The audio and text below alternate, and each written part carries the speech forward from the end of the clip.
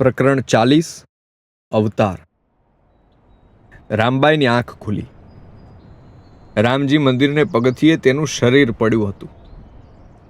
કોઈ વંટોળમાં ચડેલું કપડું જેમ નીચે પડે અને પથરાઈ ગયું હોય એમ તે પડી પડી હાંફી રહી. તે પોતાના બંને હાથનો ટેકો દઈને બેઠી થઈ. તેના પરસેવે ભીના એક હાથ પર પગથિયાની ગરમ ધૂળ ચોંટી હતી. એ જ્યાં પડી હતી ત્યાં પગથિયું ભીનું હતું. એ વિનાશ રામબાઈના હોઠમાંથી પડી ગયેલી લાળોની હતી. આંખના સરકી ગયેલા આંસુની હતી. કાળઝાળ ગરમીમાં શરીરમાંથી નીકળેલા પરસેવાની હતી. માથામાં ચક્કર આવી રહ્યા હતા. બધું ગોળ ગોળ ફરી રહ્યું હતું. છતાં રામબાઈએ ધીમેથી પગથિયાના ટેકે બેસીને થોડા ઊંચા થઈને મંદિરના દરવાજા સામે જોયું. ઓહો! સામો વીરજી હજુ ઊભો હતો. ફરી મલકાતો હતો. રામબાઈની જાણે વર્ષોથી રાહ જોતો હોય એવી મુસ્કાન હતી તેના ચહેરા પર. આ બાજુ રામબાઈએ વીરજીને જોયો ત્યાં જ શરીરમાં એવું તે ચૈતન્ય જીવમાં ભળ્યું કે તે ભાન ભૂલીને દોડી. પગથિયા ચૂકી, પડી, ફરી વીજળી વેગે ઊભી થઈને દોડી. ક્ષણભરમાં તો તે પોતાના વીરજીની બાહોમાં ફેંકાઈ જવા માટે પહોંચી ગઈ. વીરજી! તે ખૂબ જોરથી બોલી. દોડતું દુખતું શરીર, આંખે ભાગતા આંસુડા, નાચતું બ્રહ્મ, પહોળા હાથ લઈને પોતાના ભરથારની બાહોમાં ફેંકાઈ જવા માટે તે દોડી અને સામે તેનો વીરજી હસતો હસતો હાથ ફેલાવીને ઊભો જ હતો. અને જેવી તે વીરજીના શરીરમાં પોતાનું શરીર નાખી દે ત્યાં જ વીરજીનું શરીર રાખ બનીને ઉડી ગયું અને રામબાઈ દોડતી સીધી જ મંદિરના લોખંડના બારણે અથડાઈ. ધડામ અવાજ સાથે તેનું શરીર બારણે પડ્યું. વેદના, આંધળી વેદના. શરીરની વેદનાથી કરોડો ગણી કપરી માહેલાની વેદના. રામબાઈએ મોટી ચીસ નાખી અને મૂંગું મૂંગું ધ્રુસકે ધ્રુસકે રડી પડી. કપાળે લોહી નીકળ્યું. બાવરું મન હજી કહેતું હશે કે વીરજી ત્યાં જ ઊભો છે. એ પડ્યા પડ્યા પણ વીરજીને શોધી રહી. મંદિરનું બારણું પકડીને તે વિધવા ખૂબ રડી. જીવતરમાં રડવાનું ખૂબ લખ્યું હતું, પણ તે ક્ષણ જેવું રડવું તો કુદરત કોઈને ન આપતી. સાડલો છાતી પરથી નીચે પડી ગયેલો. માથાના સફેદ વાળમાં કપાળ નજીક લોહીનો સેંથો પુરાયો હતો. પગ વિનાના અપંગ માણસની જેમ તે હાથના ટેકે મંદિરનું બારણું પકડીને રડતી હાંફી રહી હતી. અંદર ભગવાનની મૂર્તિ સામું જોઈ રહી હતી. 40 વર્ષ પછી એ ઈશ્વરના ઘર પર આવી હતી. ઈશ્વરની ઓળખાણ પડતી ન હતી. તેનો ઈશ્વર તો હજુ હમણાં જ બારણા બહાર હાથ ફેલાવીને ભેટવા ઊભો હતો. પથ્થરને પૂજવા કરતા તે માણસને પૂજનારી હતી. તે ભગવાન સામેથી મોઢું ફેરવીને બારણાને પીઠનો ટેકો બનાવીને બેઠી. રડતી બંધ થઈ. પોતાની છાતી પરથી ઉતરી ગયેલો સાડલો લઈને સરખો ઓઢ્યો. સાડલાનો છેડો લઈને પોતાની આંખે ફેરવ્યો અને આંખો કોરી કરી. કોરી કરેલી આંખો છતાં આંસુડા ફરી ફરી ખર્યા કર્યા. તેણે સાડલાનો આંસુ ભીનો છેડો લઈને પોતાને કપાળે ફેરવ્યો. સેંથામાં પુરાયેલું કંકુ જેવું લોહી લૂછ્યું. પોતાના દુખતા પગની પલાઠી વાળીને એ ભગવાન તરફ પીઠ રાખીને બેઠી. સામે રસ્તામાં એક બે છોકરા નીકળ્યા. એક ટ્રેક્ટર નીકળ્યું. પેલા છોકરાઓ મંદિરના બારણે બેઠેલી રામબાઈને જોઈ રહ્યા. રામબાઈ હવામાં કશુંક જોઈ રહી હતી. છોકરાઓએ પણ ચારે તરફ જોયું. કશું દેખાયું નહીં. મારી શું ગોતો છો? દૂરથી એક છોકરાએ રામબાઈની આંખોને જોઈને પૂછ્યું. રામબાઈનું ધ્યાન ન હતું. છોકરાઓ ઘણીવાર સુધી જવાબની રાહ જોતા રહ્યા. ભગવાન ગોતતા લાગે છે ઊંધો ફરીને. એક છોકરો હસતો હસતો બોલ્યો. બંને તડકામાં ચાલતા થયા. કશુંક એવું બન્યું જે અજોડ હતું. કશુંક એવું બન્યું કે જે અદૃશ્ય હતું. કશુંક એવું જે પૃથ્વીના પડ પર જીવતા એક પણ માનવ બાળ સાથે બન્યું ન હતું. કશુંક એવું જ્યાં શબ્દો વર્ણન કરવા પાંગળા થઈ પડે. એ ઉનાળાની કાતિલ બપોરે પેલી વિધવા વાંઝણી ઘરડી સ્ત્રીની અંદર એવું કશુંક થયું કે જેવું આ અખિલ બ્રહ્માંડના સર્જન સમયે થયું હશે. મંદિરના બારણે ભગવાન સામે પીઠ ફેરવીને એ કલાકથી બેઠી હતી. જે થયું એ બસ એક કલાકમાં થયું. તેના શરીર પર પરસેવો ફેલાયેલો હતો. કરચલી ભરી ચામડી વાળા હાથ ખોળામાં હતા. બંને ધૂળવાળી હથેળીઓ જોડેલી હતી. પગની પલાઠી વાળેલી હતી. કોઈ માણસ મંદિરને બારણે ટેકો દઈને મરી ગયું હોય એમ એનું શરીર ઢીલું બેઠું હતું. માથું નીચે નમેલું હતું. કપાળેથી લોહી વહીને કાનની બૂટી સુધી ગયું હતું. સાડલા પર લોહીના ડાઘ હતા. આંખો બંધ હતી. બંને પાપણ ઉપર ભીનાશ હતી. 1 કલાકથી તે એમ જ બેઠી હતી. શરીર મળદાની જેમ માથું નમાવીને બેઠું હતું. રસ્તે કોઈ માણસ ન હતું. ઉનાળાની એ બપોરમાં કોઈ જીવ બહાર ન હતું. એ સમયે કશુંક એવું બન્યું હતું જે અજોડ, અલૌકિક, અદૃશ્ય હતું અને આખી ધરતીમાં એ એક માણસ સાથે જ બન્યું હતું. જ્યારે રામબાઈએ આંખો બંધ કરી ત્યારે જિંદગીનો થાક લાગ્યો હતો. ઝંખનાઓનો મેળો મનમાં ભરાયો હતો. વીરજીના વિરહની વેદના છાતી ફાડીને લાવાની જેમ અંદરથી ફાટી રહી હતી. એ સ્ત્રીના મનમાં કરોડો યુદ્ધ હતા, ચક્રવાત હતા. બધું ગાજી રહ્યું હતું. અંધાધૂંધી હતી અને અઘોર સન્નાટો હતો.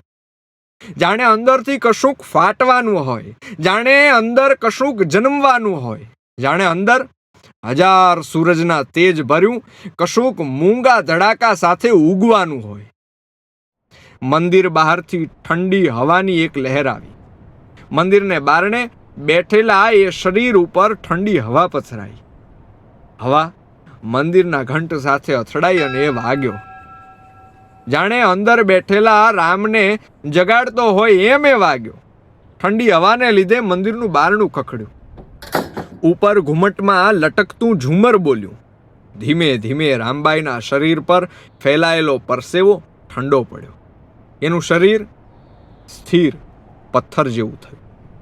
બંધ આંખની અંદર જે હજારો દ્રશ્ય ભાગતા હતા એ ધીમે ધીમે બંધ થયા. જે ઝંખના અને વિરહની હોનારત મગજના પડદા ઉપર વરસી રહી હતી એ શાંત થવા લાગી. વીરજીનો ચહેરો ધીમેથી અલોપ થવા લાગ્યો. જ્યારે વીરજીનો ચહેરો અને શરીર મગજના પડદેથી આછા થયા ત્યારે હૃદયમાંથી કાળી ચીસ નીકળી. જાણે હૃદય ધબકારા ચૂકી ગયું. કોઈ મોટા શિખરની ટોચ પર રહેલા પથ્થર પરથી માણસ નીચે પડતું હોય અને એના હૃદયમાં જેવી ફાળ જન્મે એવી ફાળ જન્મી. વીરજીને યાદોના પડદેથી અંધારું અજવાળું બની જતો જોઈને હૃદયમાં ફાળ એવી મોટી થઈ કે એક ક્ષણ માટે બહારનું મળદા જેવું પડેલું આખું શરીર ધ્રુજી ગયું. પાઘડી પહેરેલો હસતો વીરજી, ઘોડીએ ચડીને ખેલવતો વીરજી, મળદું બનીને નજરમાં તરતો વીરજી, 13 વર્ષે પગે પડતો વીરજી, તેનો ગાંડો, ડાયો, બોલકો, મૂંગો પ્રેમ કરતો વીરજી, સુખે દુખે ભૂખ્યા જમીને મલકાતો વીરજી, વાંજ્યો વીરજી, બાપ બનવાની ઝંખનાઓ છુપાવતો વીરજી, એક પછી એક ચિત્રમાંથી ગાયબ થતો વીરજી, જેનું શરીર જાય અને સુગંધ રહી જાય એવો અસ્તિત્વમાં ઘોળાઈ ગયેલો માનવી વીરજી. એ સ્ત્રીના મનમાંથી ધીમેથી હજારો યાદો, દ્રશ્યો અલોપ થયા. સુગંધ હજુ આવતી હતી. ઘરની ઓસરીમાં પડેલા ખાટલા ઉપર જે ઓશિકું પડ્યું હતું એની અંદરથી વીરજીના માથાની સુગંધ હતી. જે એક જ ઓશિકા પર રોજે ટેકો દઈને 2 પ્રેમી સૂતા રહેતા એ ઓશિકાએ એમની સુગંધ જાળવી હતી. વીરજીના માથામાં રામબાઈએ રોજે જે કોપરેલ નાખી દીધેલું એની સુગંધ યાદો જકડીને ઊભી હતી. હજુ એ સ્ત્રીની અંદર વીરજીની છાતીમાં માથું મૂકીને જે સુગંધ હતી એ જીવતી હતી. હજુ વીરજીનું મળદું બળતું હતું. જ્યારે વાળ બળતા હતા, જ્યારે હૃદય બળતું હતું, જ્યારે રાખ બળતી હતી, જે એક એક સુગંધ જીવતી હતી. હજુ વીરજીના કપડાની સુગંધ હતી, પાઘડીની સુગંધ હતી, હજુ જીવતરની સુગંધ હતી. અને આ બધું જ ધીમેથી રામબાઈના અસ્તિત્વમાંથી અદૃશ્ય થતું ગયું. છેલ્લે અવાજો વધ્યા. કેટલા અવાજ! કરોડો માનવીના મેળામાં પણ જેને રામબાઈ ઓળખી જાય એવો મર્દ અવાજ. રામ એવું કાનમાં બોલતો અવાજ. રામ નામ સાથે એક સ્ત્રીને અને ભગવાનને એક કરી નાખતા પુરુષનો અવાજ. મરતી વખતે છેલ્લે જે આવેલો એ અવાજ. હાડકા બળવાનો અવાજ. બધા અવાજો જતા રહ્યા. હવે બંધ આંખો અંદર માત્ર અંધારા હતા. કશુંક પ્રગટ થયું હતું જે જીવન તત્વને કુદરત સાથે જોડતું હશે. કશુંક એવું આવ્યું હતું કે જે દરિયાના પેટાળમાં જેવું અંધારું હોય એવું અંધારું મન, હૃદય, આત્માની અંદર ઊભું કરી રહ્યું હતું. એ સ્ત્રીના આખા અસ્તિત્વમાં અંધારું હતું. અવાજો શૂન્ય હતા, દ્રશ્યો શૂન્ય હતા, સુગંધો શૂન્ય હતી, ઝંખનાઓ, વેદનાઓ શૂન્ય હતી. જ્યાં અંદર બહારનો ભેદ ન હતો, જ્યાં સમય જાણે સ્થિર થઈ ગયો હતો. ચારે તરફ માત્ર શૂન્યતા હતી, ચારે તરફ અંધકાર હતો. એ બધું જોવા માટે અંદરની આંખો આંધળી બની રહી હતી. ક્ષણવારમાં તો એ સમગ્ર બની ગયું હતું. દરેક દિશામાં શૂન્યતા. ન ક્ષિતિજ, ન સંગીત, ન તેજ, ન અંધકાર. ત્યાં કશું જ દેખાતું ન હતું. એ ઊંડું ન હતું, એ છીછરું ન હતું, એ શરૂ થતું ન હતું, એ અનંત હતું, એ તત્વ ન હતું, એ બ્રહ્મ ન હતું. ત્યાં સમય ન હતો, ત્યાં શબ્દ ન હતા. એક બાળકનો રડવાનો અવાજ આવ્યો. જેવો શબ્દ રચાતો હોય એવો રડતો અવાજ આવ્યો અને આખા અસ્તિત્વમાં ફાટ્યો. જાણે એક ક્ષણના કરોડોમાં ભાગની અંદર શૂન્યતામાંથી આખા બ્રહ્માંડનું સર્જન થયું હોય એમ એક અવાજનો જન્મ થયો. અને ચારે તરફ સેંકડો દિશાઓમાં એ અવાજ ગૂંજી ઉઠ્યો. ઊંડે ઊંડે ઊંડે ક્યાંથી એ અવાજ જન્મ્યો એ માનવ મનની તાકાતોથી પર હતું. જાણે કોઈ તળિયા વિનાના અગાધ દરિયાની અંદર એટલે ઊંડે કે જ્યાં અંતરનું એકમ પાંગળું પડી ગયું હોય, જ્યાં અંધકારને અંધારું કહેવું અનર્થ હોય, જ્યાં હોવું એ પાંગળી શબ્દ અહંકારી હોય, એવી ક્ષણે અચાનક માં જેવો રડતો તાજા જન્મેલા બાળકનો અવાજ આખું બ્રહ્માંડ ગૂંજી દે. જાણે કશુંક મૂંગું ફાટ્યું અને એવું બન્યું કે જે વિચાર કરવાની સરહદોને તોડીને ક્યાંક જતું રહ્યું. અવાજ અંદર ફરી ફૂટ્યો. એ અકળ, અકલ્પ્ય, અમાપ, અફાટ શૂન્યતામાં એક ખૂબ જ નાનો પીળો તેજ પુંજ સર્જાયો. આગની જ્વાળાની અંદરથી જન્મીને હવામાં ઊંચે ચડેલું તિખારા જેવું આગબાળ. ઝીણી આંખે પણ જેને જોવું અશક્ય હોય એવું પીળું સફેદ કશુંક જન્મ્યું. એ અખિલ શૂન્યતામાં એ ક્યાંથી જન્મ્યું? પહેલા રડતો અવાજ આવ્યો, પછી એક અતિ નાનું તેજપુંજ બિંદુ આવ્યું. એવું કશુંક ગોળ આકાર જેના જન્મને સ્થળ કાળ કશું જ ન હતું, જેનો જન્મ ક્યાંય થયો જ ન હતો, છતાં એ હતું. એવું કશુંક જે શું હતું, શેનું બન્યું હતું, કેમ બન્યું હતું, ક્યાં બન્યું હતું, બધું જ જગતના દરેક પ્રશ્નને ચૂપ કરી દેનારું હતું.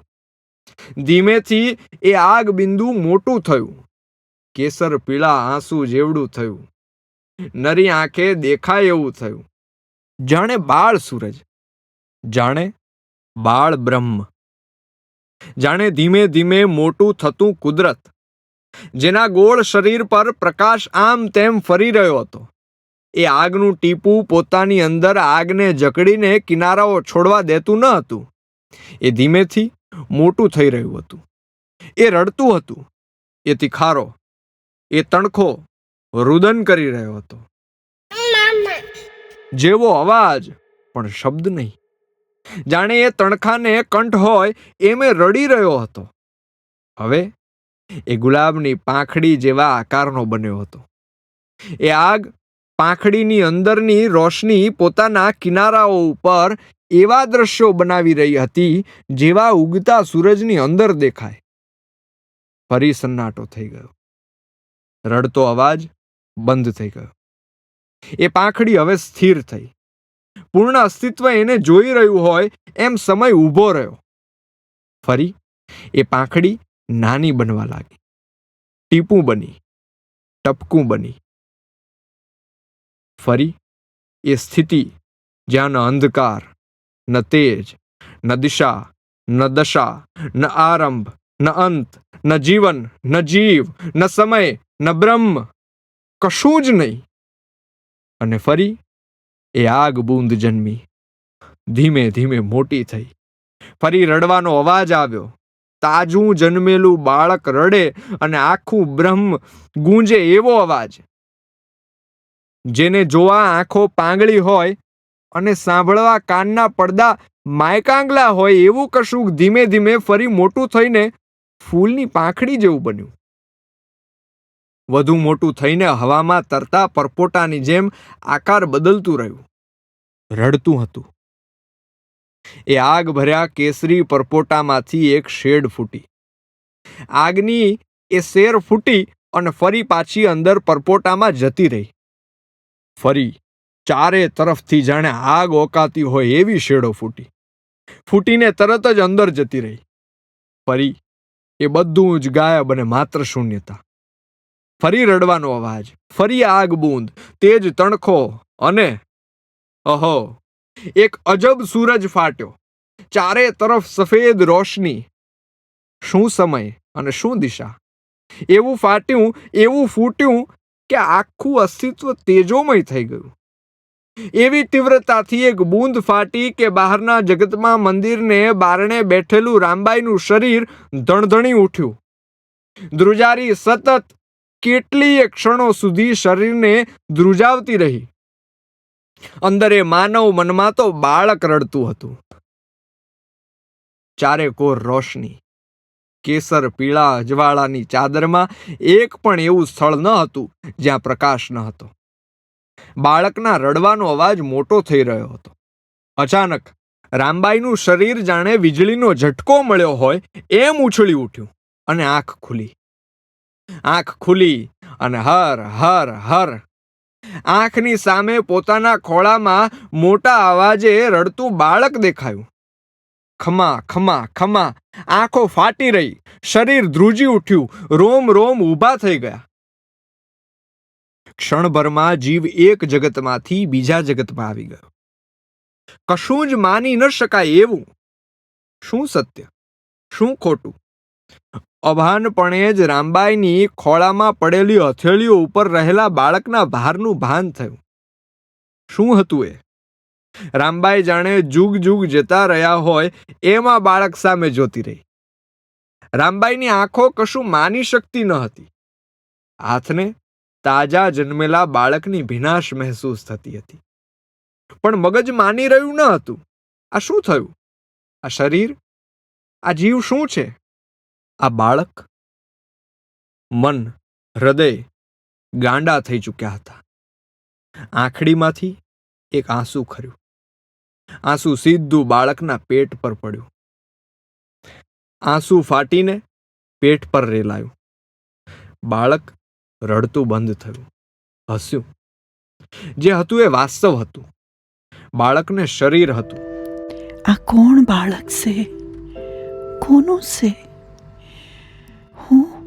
હું ક્યાં હતી?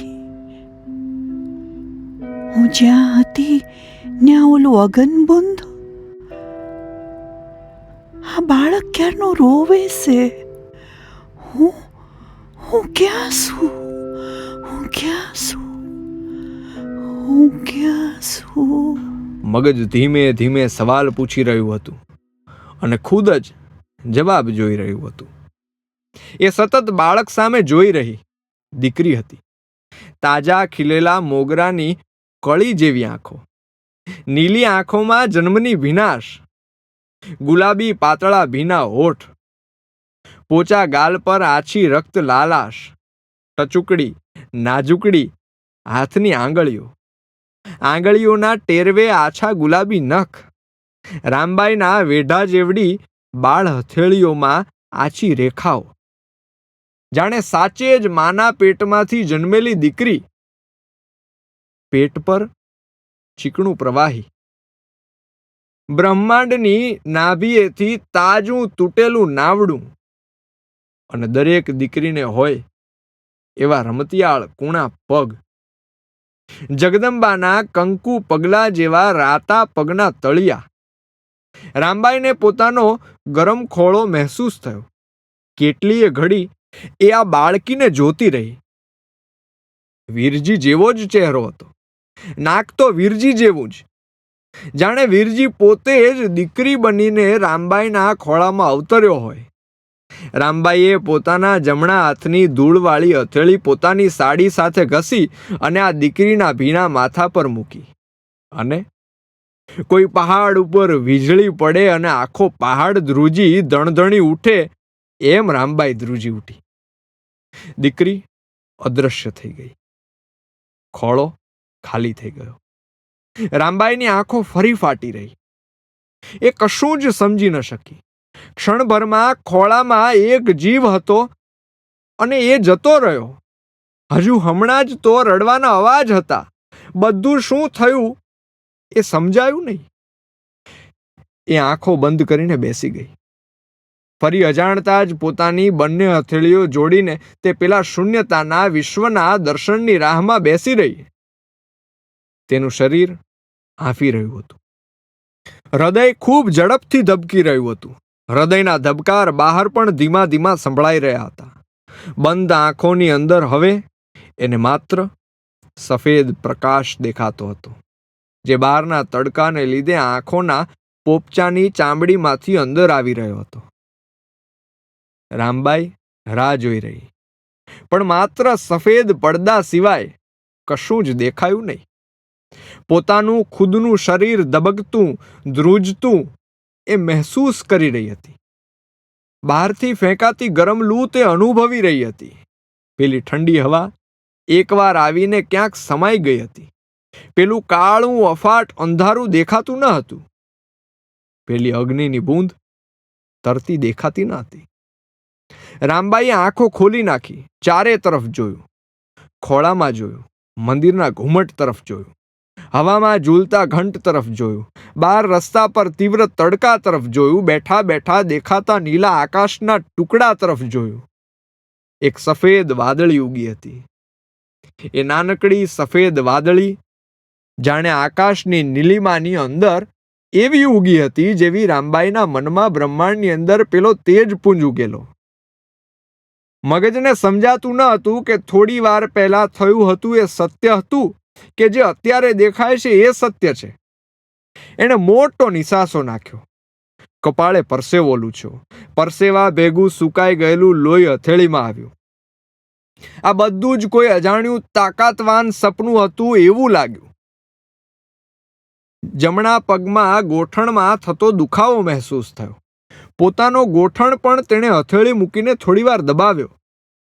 થોડીવાર પછી ગોઠણ સામેથી જ્યારે તેની નજર ઊંચી થઈ અને ફરી જાણે ડુંગરા ધ્રુજે એમ શરીર ધ્રુજ્યું. સામે મંદિરના પહેલા પગથિયે વીરજી બેઠો હતો. તેના ખોળામાં દીકરી હતી. એ રમાડી રહ્યો હતો. આ ચિત્ર જોઈને રામબાઈનું ગળું જીભ સુકાઈ ગયા. જાણે મોઢામાંથી જીભ અલોપ થઈ ગઈ. તેણે ખૂબ પ્રયત્ન કર્યા કશું બોલવાના. કશું જ બોલી ન શકી. રડવું આવી ગયું. સામે વીરજી જાણે પોતાની તાજી જન્મેલી દીકરીને રમાડતો હોય એમ અલગ અલગ અવાજ કરી રહ્યો હતો. દીકરી હસી રહી હતી. વીરજી દીકરીના ગળા પાસે આંગળી ફેરવીને તેને હસાવી રહ્યો હતો. તેના માથે પોતાનો હાથ મૂકીને આશીર્વાદ આપી રહ્યો હતો. રામબાઈ ઉઠીને દોડીને આ બંનેને ભેટી લેવા માંગતી હતી, પણ પગમાં તાકાત જ નહોતી. જાણે કોઈ અલૌકિક તાકાત તેને પકડીને બેસાડી રાખતી હોય અને સામેનું દ્રશ્ય દેખાડી રહી હોય એવું લાગતું હતું. કેટલીય ઘડી વીરજી દીકરીને રમાડતો રહ્યો, પણ ફરી એક ક્ષણ આવી. વીરજીના હાથમાંથી દીકરી અદૃશ્ય થઈ ગઈ. વીરજી તેને અદૃશ્ય થતી જોઈને હસી પડ્યો. વીરજીને હસતો જોઈને રામબાઈને વધુ ફાળ પડી. વીરજીએ રામબાઈ સામે જોયું. વીરજીના ચહેરા પર હરખનું આંસુ હતું. તે રામબાઈ સામે જોઈને મલકાઈ રહ્યો હતો. તેની આંખોમાં એક બાપની હૂંફ અને વાલ ભર્યા હતા. રામબાઈ વીરજીના ચહેરા સામે કેટલીય ઘડી જોતી રહી. વીરજી રામબાઈને જોતો રહ્યો. રામબાઈના બાવરા બની ગયેલા ચહેરાને જોતો રહ્યો. ઠંડી હવા ફરી આવી. વીરજીની પાઘડી ઉપર કલગી ફરફરી. મંદિરનો ઘંટનો રણકાર થયો. રામબાઈના માથાના વાળ અને સાડલો ફરફર્યા. સામે બેઠેલા વીરજીએ મોટા અવાજે પોતાની રામબાઈને કહ્યું, ઓ રામબાઈ! અહો, જાણે વર્ષો જૂના જોગી તપસ્વીને પોતાના ભગવાનનો અવાજ સંભળાયો હોય એમ રામબાઈ વીરજીનો અવાજ સાંભળીને ઝબકી, હસી. ઊભી થઈને દોડીને વીરજી પાસે જવા પ્રયત્ન કર્યો, પણ ઊભી ન થઈ શકી. કશું બોલી પણ ન શકી. તેનો વીરજી પહેલી વાર બોલ્યો હતો. જાણે જીવતો જાગતો સાક્ષાત ત્યાં બેઠો હતો. વીરજીએ ફરી હાકલ પાડી, એ રમૂડી! બોલો ને. રામબાઈના હોઠ આપમેળે બોલી ઉઠ્યા. તને તારી દીકરી દેખાણી? વીરજીએ મોટેથી કહ્યું. એ શબ્દ સાંભળ્યા અને રામબાઈના રોમ રોમ ખડા થઈ ગયા. તારી દીકરી દેખાણી? એ શબ્દ તેના આત્મામાં ગાજી ઉઠ્યો, ગૂંજી ઉઠ્યો. રામબાઈ જવાબ બોલી તો ન શકી, પણ માથું હલાવીને હા પાડી. વીરજીએ પોતાની આંખો બંધ કરી. ગળે સંતોષનો ઘૂંટડો ભરતો હોય એમ આંખો બંધ કરીને મલકાતો રહ્યો. એક ક્ષણે પોતાના બંને હાથ આકાશ તરફ ઊંચા કરીને બંધ આંખે તે જોરથી બોલ્યો, તો એ કુદરત, એ રામ, એ નાથ, મારી રામબાઈને જિંદગીભર દીકરી દેખાય એવી આંખ્યું દે મારા બાપ. ચારે તરફ પડઘા પડ્યા. રામબાઈની છાતીમાં એ શબ્દોએ જાણે પ્રલય ઊભા કર્યા. એ શબ્દો, એ વાક્ય, એ દુઆ, એ હાકલ, એ જે હતું તે આખા અસ્તિત્વમાં છવાઈ ગયું. વીરજીના વર્ષો જૂના શબ્દો અંદરના પ્રલયમાં વીજળીની જેમ ગાજ્યા. એ પ્રભુ, કાં બાઈને સંતાન દે અને કાં પછી દી રાત સંતાન દેખાય એવી આંખ્યું દે. એ શબ્દો ગાજ્યા અને ફરી રામબાઈના ખોળામાં દીકરી દેખાઈ. જાણે ખોળો ખૂંદતી હમણાં જ જન્મેલી જગદંબા.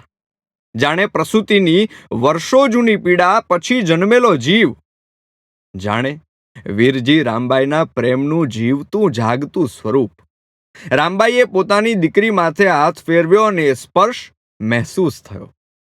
શું બોલે, શું રડે, કેમ હસે આ બાઈ? દીકરીના માથાનો ગરમ સ્પર્શ થયો અને રામબાઈ જાણે તાજું જન્મેલું બાળક હોય એમ રડવા લાગી. ખોળામાં સૂતેલી દીકરી પણ રડવા લાગી. બંનેનો રડવાનો અવાજ મંદિરના ચારે કોર ગુંજી ઉઠ્યો. બે તાજા જન્મેલા બાળક રડ્યા હોય એવો અવાજ. રામબાઈ! વીરજી રામબાઈની નજીક આવીને બેસીને બોલ્યો. રામબાઈ ઝબકી ઉઠી. રામબાઈનું શરીર અને ચેતાતંત્ર કશું જ સમજી શકતું ન હતું. વીરજી રામબાઈની સામે પલાઠી વાળીને બેઠો અને પોતાનો જમણો હાથ રામબાઈને માથે મૂક્યો. રામબાઈ આંખો બંધ કરી ગઈ. કરવી પડી. આ સત્ય હતું કે ભરમ? આ શરીર હતા કે પ્રેત? આ જીવાતું હતું કે એ પોતે પણ મરી ગઈ હતી? કશું જ સમજાતું ન હતું. વીરજીએ રામબાઈને માથે હાથ મૂક્યો અને કરુણા, પ્રેમ, સમર્પણ જેટલા તત્વોથી વીરજીએ રામબાઈને જીવનભર ચાહી હતી એ બધી જ ઉર્જાઓ રામબાઈના શરીર અંદર ઉતરી. અજીબ શાંતિ થઈ. ખોળામાં રમતી દીકરી હસી પડી. રામબાઈની જીભે જીવ આવ્યો. તમે જીવો છો? ના રે ના. વીરજી હસીને બોલ્યો. રામબાઈને જળજળિયા આવ્યા. દુઃખ છાતીએ ઉભરાયું. આ દીકરી જીવે છે? રામબાઈએ વીરજીની આંખોમાં જોઈને પૂછ્યું. હા, તને દેખાય છે? વીરજીએ પૂછ્યું. રામબાઈએ મૂંગી હા પાડી. આંખેથી પાણી ખર્યું. વીરજીએ પોતાને અંગૂઠે રામબાઈના આંસુ લૂછ્યા. બાઈ! વીરજી બોલ્યો. રામબાઈ એકી ટસે તેની સામું જોતી સાંભળી રહી. બાઈ! તું માં છો, જનની છો. આ આપણી દીકરી છે. તને દેખાય છે? તારું વાંઝિયાપણું નાથવા તારા આત્માની અંદર એવી તાકાતિયું જાગી છે કે તને એક જીવ દેખાય છે. બાઈ, તું ભાડશો આ જીવને. તારી આંખ્યું મળી છે. તું માં બનીશો. તારી રગે રગમાં એવું જોમ ઊભું થયું છે કે આખા જગતમાં તું એકલી જ દીકરીના દર્શન કરશો. વીરજીના શબ્દો રામબાઈની રગે રગમાં ફરી વળ્યા. તેનો વીરજી કહેતો હશે તો સાચું જ હશે. તેણે દીકરીના જમણા હાથની આંગળીને સ્પર્શ કર્યો. દીકરીએ આંગળી પકડી. રામબાઈ હસી પડી, રડી પડી. તેણે ફરી વીરજી સામું જોયું. મલકાતો વીરજી બોલ્યો, આ આપણી દીકરી છે. કહીને તેણે દીકરીના ગાલને પોતાની આંગળીનો સ્પર્શ કર્યો. દીકરીની આંખોમાં જોતો તે રામબાઈને કહેવા લાગ્યો, જા, હવે ઘેરે જા. આ દીકરીને ભેગી રાખીને જીવતર જીવજે. અને મને બહુ યાદ ન કરતી. હું મર્યો જ છું એ સ્વીકારી લે. મને પ્રેમ કર્યો છે તો મને જાવા દે. એ શબ્દો રામબાઈને કાને પડ્યા. આ વખતે દુઃખ ન થયું. અંદર કશુંક બદલાઈ ગયું હતું. પોતાના મહેલામાં ભરાયેલી ભોળી એકલતા અદૃશ્ય થઈ ગઈ હતી. કશુંક હતું જે વીરજીના શબ્દોને નમીને વંદન કરી રહ્યું હતું અને માની રહ્યું હતું. રામબાઈ ચૂપ હતી. પ્રેમ ચૂપ હતો. વીરજીએ રામબાઈની નજીક આવીને પોતાના બંને હાથમાં લીધી. ખોળામાં રહેલી બાળકીને સ્પર્શ પણ ન થાય એમ વીરજીએ બેઠા બેઠા રામબાઈને ભેટી લીધી. રામબાઈ આંખો બંધ કરી ગઈ. બંધ આંખે અંદર પેલું મહાકાય અંધારું દેખાયું. અંદર પેલી અગ્નિની બૂંદ તરતી દેખાઈ. એ બૂંદ મોટી થઈ અને પાંખડી બની ગઈ. એ ફરી આકાર બદલવા લાગી અને પોતાની દીકરી બની ગઈ. જાણે આગના શરીરવાળું બાળક, નાનકડું તાજું જન્મેલું આગનું બાળક, શૂન્યતામાં તરતું અગ્નિ બાળ. એ બાળકનો વીરજી જેવો અગન ચહેરો, અગન આંખ, અગન શરીર. ધીમે ધીમે એ બાળક શરીરનો આકાર બદલતું વીરજી બની ગયું. વીરજીના શરીરના આકારમાં અગ્નિ હતો. એનું મર્દ શરીર આખું અગ્નિના સ્વરૂપમાં ઊભું હતું, હસતું હતું, દૂર જતું હતું. એ શૂન્યતામાં દૂર દૂર જઈ રહ્યું હતું. ધીમે ધીમે ધીમે હાથ હલાવીને અલવિદા કહેતું એ શરીર ફરી નાનકડો આકાર ધારણ કરી રહ્યું હતું. ફરી બાળક બન્યું, ફરી પાંખડી બન્યું, ફરી બૂંદ બન્યું, ફરી શૂન્ય બન્યું અને શૂન્યતામાં ભળી ગયું. ચારે તરફ અનંતતાની અંદર એ શરીર વિલીન થઈ ગયું. માડી, કેમ આયા બેઠા છો? એક આદમી રસ્તા પરથી બોલ્યો. રામબાઈ ભડકી ઝબકીને ઉઠી. ખોળામાં દીકરી ન હતી, બાહોમાં વીરજી ન હતો. તે ધરતી પર હતી. મંદિરના બારણાને ટેકે હતી ત્યાં જ હતી. તેના શરીરની ચેતાઓ ફરી જાગૃત થઈ અને તેણે પોતાના સાડલાનો છેડો લઈને ચહેરો લૂછ્યો. માડી, કપડે આ લોહી કેમનું નીકળ્યું? એ આદમીએ મંદિર પાસે આવીને ફરી પૂછ્યું. રામબાઈએ તેની સામે જોયું. રામબાઈના ચહેરા પરના તેજને અને લોહીને પેલો માણસ જોઈ રહ્યો. ઊભા કરું તમને? આદમીએ જ્યારે પૂછ્યું ત્યારે રામબાઈ જાતે જ મંદિરનું બારણું પકડીને ઊભી થઈ ગઈ. આદમી સામે હળવું હસી. આદમીને નવાઈ લાગી.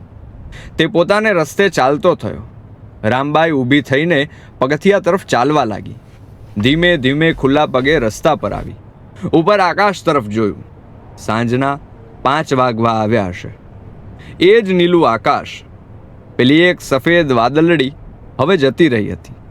મનમાં અખંડ શાંતિ પથરાયેલી હતી. નિર્વાણ હતું. પાછા ફરતી વખતે 20 ડગલાનો રસ્તો ટૂંકો લાગ્યો. શરીરમાં ઊર્જા હતી, જીવ હતો, જોમ હતું. ચહેરા પર પૂનમના ચાંદ જેવું તેજ હતું. તેણે ડેલી ખોલી. ઘર તરફ એક ધારી નજરે જોયા કર્યું. સંજવારી પોતા કરવાની જરૂર લાગી. ઊંચા નીચું મૂકવાની જરૂર લાગી, પણ એ પહેલાં તે ફળિયામાં દિવાલ પાસે બાથરૂમમાં ગઈ. પાણીનો નળ ચાલુ કર્યો. ડોલ ભરવા લાગી. શરૂઆતમાં થોડું ગરમ પાણી આવ્યું, પછી ઠંડુ પાણી આવ્યું. પાણીની ડોલ ભરાઈ ગઈ એટલે તેણે લોટો લઈને પોતાને માથે પાણી નાખ્યું. નિરાતે નાહી લીધું. એ સાંજે એક પણ વિચાર વિના તેણે આખા ઘરની સાફ સફાઈ કરી. સાંજે ફળિયામાં ચૂલો તાવડી માંડીને ગરમ રોટલી બનાવી. રોટલીમાં ઘી ચોપડ્યું.